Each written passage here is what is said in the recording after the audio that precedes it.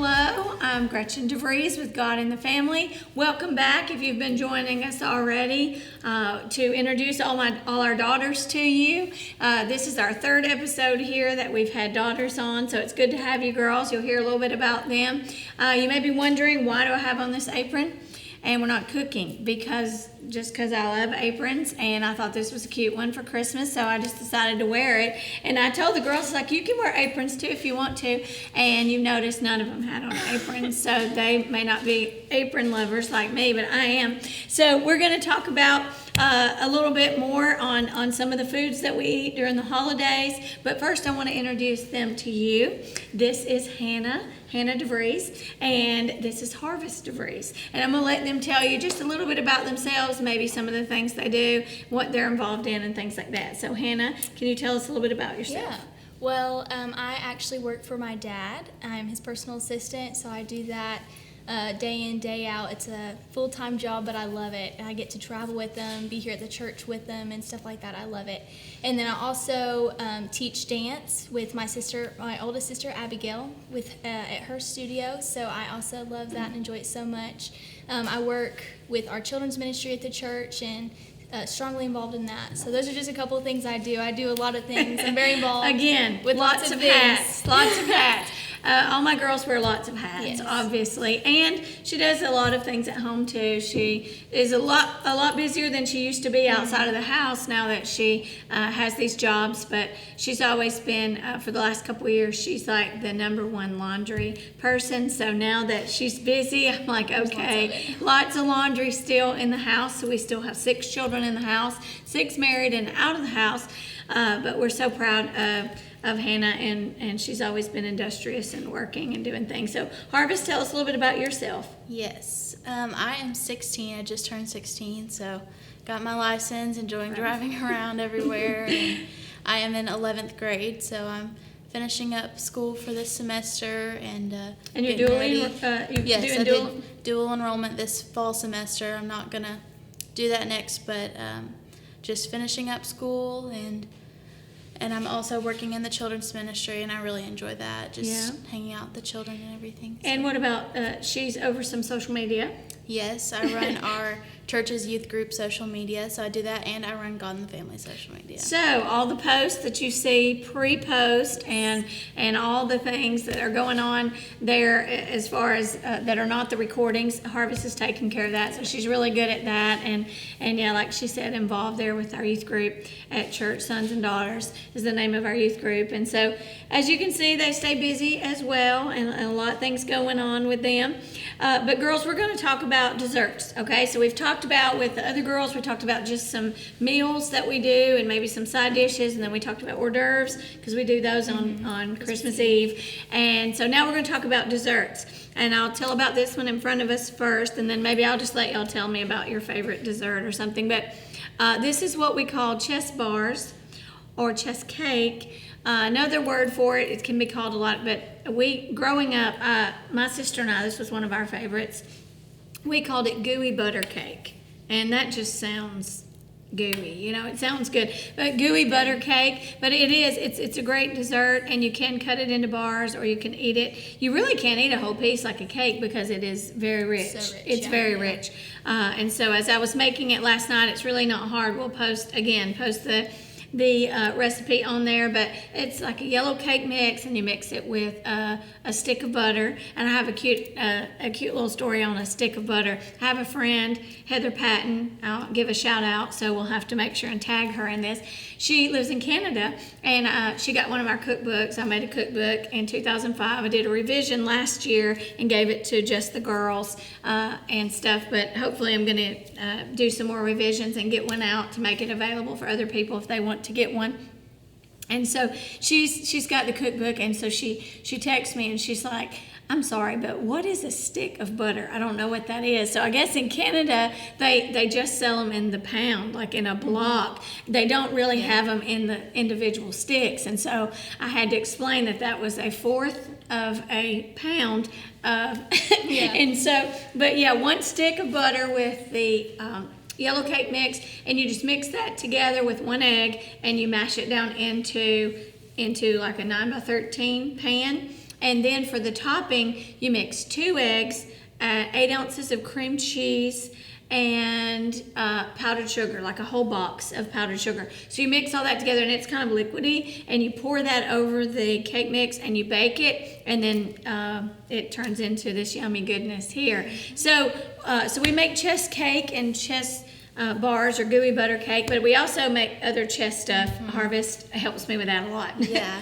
So there is chess pie, which is pretty similar to this. It tastes a lot like it, but it's more of a pie form. And then there's chocolate chess pie, which is one of my personal favorites. We were going to make it, but ran out of time. So Yeah.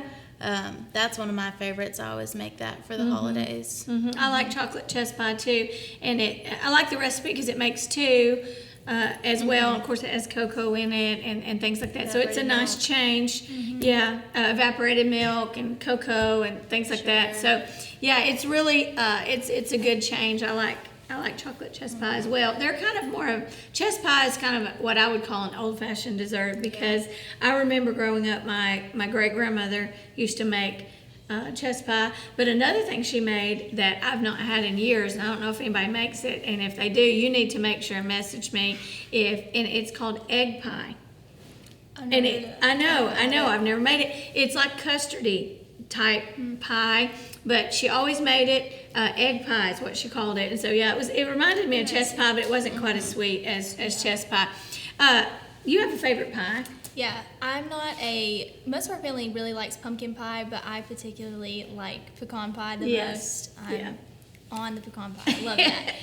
She does. I guess I just like the nuts and like the crunchiness of it. Yeah. Flavor. Oh, it's just one of my favorites. So I actually enjoy baking that, and I love that. Yeah, it's my I do like pecan pie. You have to have homemade whipped cream with That's any pie that you make for the holidays. Yeah, let's talk about that for a minute. Thank you, Harvest. It's like 2 seconds. Homemade whipping cream is like it's the creme de la creme. It takes things over the top, right?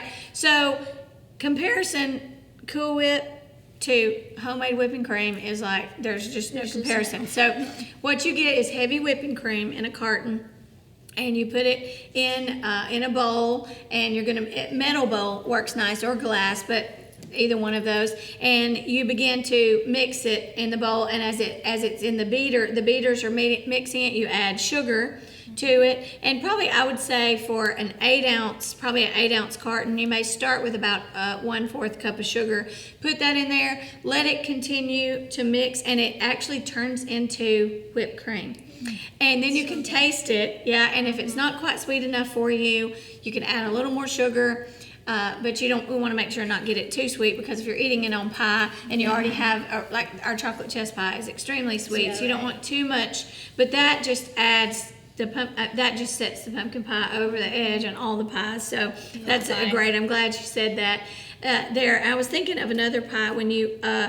Stuart, our son Stuart, he loves cherry pie, and so we always make cherry pie usually on Christmas if he's going to be there for Christmas and not with his in-laws. He's married now, and so sometimes, he's with his in-laws, the Frenches, which are amazing people.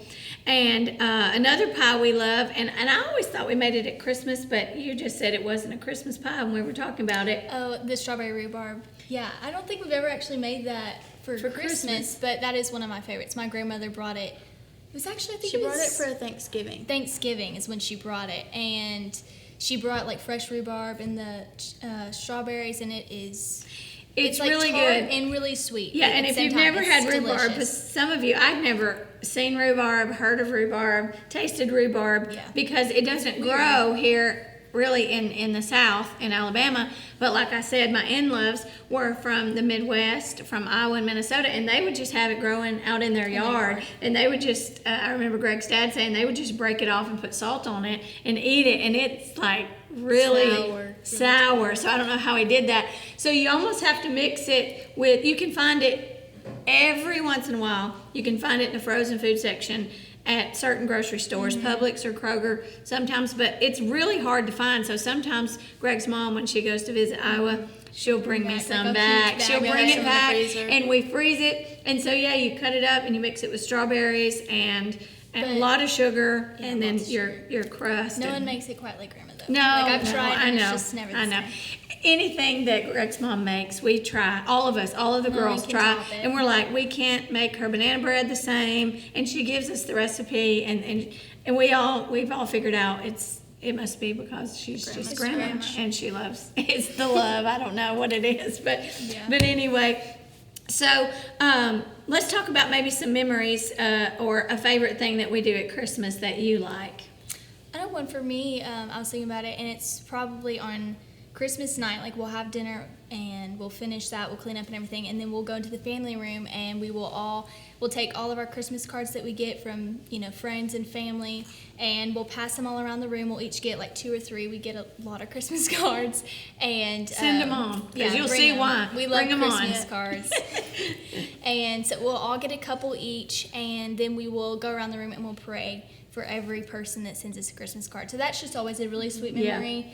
For me, we've done it literally as long as I can remember. Like, I don't remember Christmas that we don't do it. And even if we have, guests over to our house that night, or any family member comes, they're involved in it. They join in with it. It's just something that we've always done, and I love it. It's sweet. It is. It's sweet very time sweet. So together that's as a why we family. say bring on the cards, not just because we want the cards, because we love the cards, but we're praying for you. We pray for a lot of people anyway, but it's so cool to have that point of reference, to have that card and to pray over them. And two, some of our family, some of our younger children maybe haven't met all of our friends in ministry, and so we get to explain who they are. We're like, hey, these people are from Colorado. Hey, these people are from California. Or these people, are in the ministry here, because there's certain children that have gotten to travel a lot with Dad and go places. But then there's some that haven't as much, and some of you have come to visit as well, some of the ministry friends and different friends over the years, and so it's fun to do those cards. Yeah, and I like that. For years we've always gotten a Christmas card from this one family, and I've never met him before, and I never really knew who they were. But then just this past year I was able to go with my dad and meet them, and so it's sweet just to get that connection. I've been seeing their Christmas card for years, see their faces, but then when you actually meet them, you're like, oh, you're that person that's on the Christmas card. So it was just sweet to actually meet them and get to know them or whatever. Keep bringing the Christmas cards. We love that. That's neat. Do you have any memories that you want to share? One of my favorite memories is with my grandmother, Mimi, Mom's mom.